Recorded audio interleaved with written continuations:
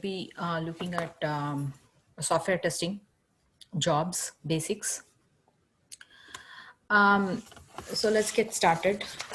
So let's say that you have decided to become software tester and you're looking at the job opportunities. Then what you're going to see is there are going to be two sets of jobs when you start looking for jobs. One is going to say manual and the other one is going to say automation.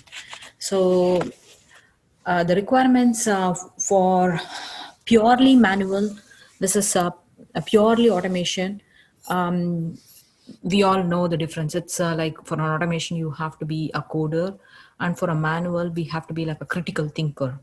Okay, so what I'm trying to say here is we are going to be looking in detail what the manual tester does and what their life is, and also for an automation engineer what they have to be doing and what their life is. So life of a manual and an automation tester, we are going to be covering that as well.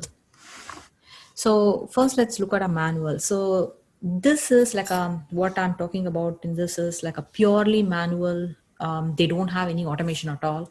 There are many industries like that. When I attended a few conferences like StarWest, they did a survey, and in that they did talk about like at least 30% of the companies there, they said that they have completely manual. They have loads and loads of manual testing, and they don't know how to convert that into automation. So it is very prevalent. It is still there in the industry. Many companies still use it.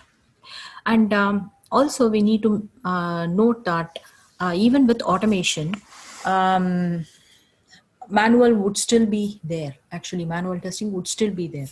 So even though many companies have automation, there may be certain cases like one time error would come, or they may not have time to automate, or something ad hoc comes and they have to push it to production in like a couple of days, and they don't have time to automate. So things like that, there are certain scenarios where they do manual testing even though they have automation too. So what I'm trying to say is manual is not going away. Manual is still there. In certain industries, they don't have any automation at all. They have completely manual. In certain industries, they have automation plus they do some manual too. So that's what I'm trying to say here. And then suppose let's say that there is a advertisement for a job for a completely manual tester. So for that, what happens is most likely that company would have like a waterfall method. What that means is the BA would gather the requirement, and then they would pass it to the developer. The developer will finish coding, and then they will pass it to the tester. At that time the tester will test, and then if there is any bugs, they will put it back to the developer will complete that, and then the tester will retest, and then it will go into production. So that's called the waterfall method. We'll look at that in detail in some other video. So most likely if it's a manual testing, automation testing also can fall into waterfall, but it's very most common in this scenario. And then for manual tester, what happens is they have to repeat these tests. They do certain tests. There is some, let's say that they have 10 tests. They execute 7 tests and then all 7 passes, and then the 8th test they do, something fails, and then they send it back to the developer fixes the code, and then they send it back to you. At this time, now we are not sure because something has changed in the code. We do not know whether all the 7 tests has passed or not. So we have to retest the whole thing. So 1 to 7 again they repeat 8, 9 and 10. So they repeat all of them. If all of them passes, then it's good. If one of them do not pass, again they send it to the developer, and then the cycle continues until all the tests passes. So what happens is all of these tests are continuously repeated every time. Okay, so that you have to keep that in mind. And then the third thing is they need to have some critical thinking. When they start, they don't actually plan all of these tests in advance. So when they are given the website or whatever, the application, at that time, whatever comes to their mind, they start testing. So it's not like they pre-plan this whole test in advance and all those tests. They can have that, but still at the moment, whatever they feel like testing to, they would incorporate that as well. And then I think generally as a tester, you should like to break things. And also purely manual means I think they don't like coding. They would if they do not like coding at all, they would just say that I prefer to be purely manual tester. I don't want coding. I like to repeat these tests. That's all okay with me, they would say. Automation testing, as an automation tester, I would say that at least you don't have to have a full knowledge of coding, like so many languages and all those things. There are many tools in the market, and some of these tools do not require that much of coding knowledge. Just a little bit of coding knowledge, if you have, you should be able to survive for automation testing. And then what happens in this automation is it's kind of different. It's not like a waterfall method. They usually, this is a most usual scenario I'm talking about. So in this scenario, what happens is the automation tester along with the BA start these test cases in advance. So the BA actually starts getting the requirements for the project. Along with that, the tester also participates. And or if the tester doesn't want to sit through all the meetings, then he or she would ask the BA to pass on the notes to her or him, and then they would just go through the notes, and then with that they can start preparing their scripts. They can start preparing their test cases. They know the inputs, they know the outputs, they know what is a error, they know what is happy path, they know what is invalid conditions, things like that. They already know everything, so they can start scripting and coding everything ready in their own tool. And then when the developers are finished, at that time the testers can also publish their code. What I mean by publish the code is, at that time, once the developer is done, the code can go through this all of these test scenarios. So, and I emphasize this one: check in your script into a repo. So what happens is, many times what I see is the testers do not check in their code. They have it in their own local directory.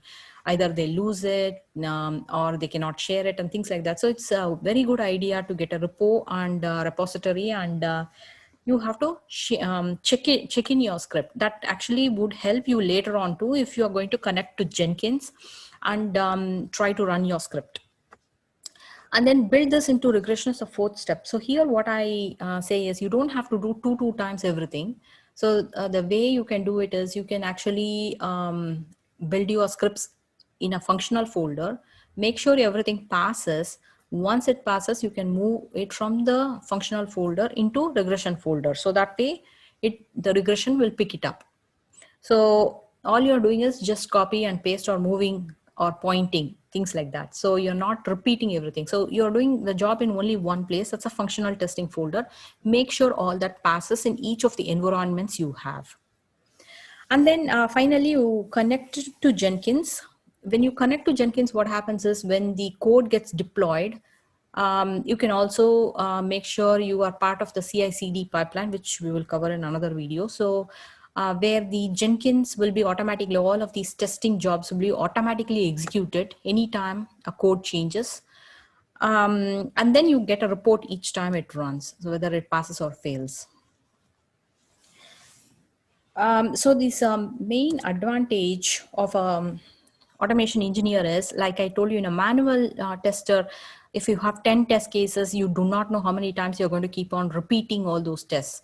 But in automation test, what happens is, they develop the tests with the future in mind. So what that means is, they develop the tests for the future scenarios also. If anything breaks, then they don't have to manually repeat all of these tests. It will just automatically pick it up, and it will generate a report, and we can identify which test case failed. So for example, let's say that we have an application, we have 10 test cases. We developed all of the automation for all of those 10 test cases.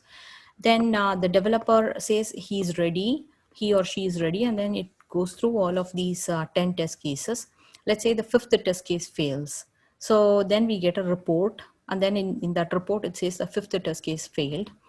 then what happens is you just give from the report we can make out which scenario failed, which scenario input and output we are getting. So based on that, the developer fixes the code, and then it comes again through the automation. We don't have to do a thing. All you have to press a button or it automatically executes. And then what I'm saying is you don't have to repeat any of these manually. So it's already taken care of by itself. So I have other advantages here. So your title and everything would be like a developer, and you will have a little bit better pay. And also, if you want in future to be a developer, you can become a developer. And also, if you are a complete developer, you have to be on production support calls. But as a tester, you automation also, you most companies will not ask you to come on production support in the night times and things like that. And also, if you like coding, then you will enjoy this. So those are some of the points. But I want to just conclude by saying that nowadays most companies have a hybrid. So they have some, they may have automation, but they also may expect you to do some manual too, because like I told you, at times when times are pressing, if they want to push it to production, or if the ad hoc one scenario for to automate is taking a lot of time, they may say skip it. You may just want to verify it manually, or you may want to put it in backlog and things like that.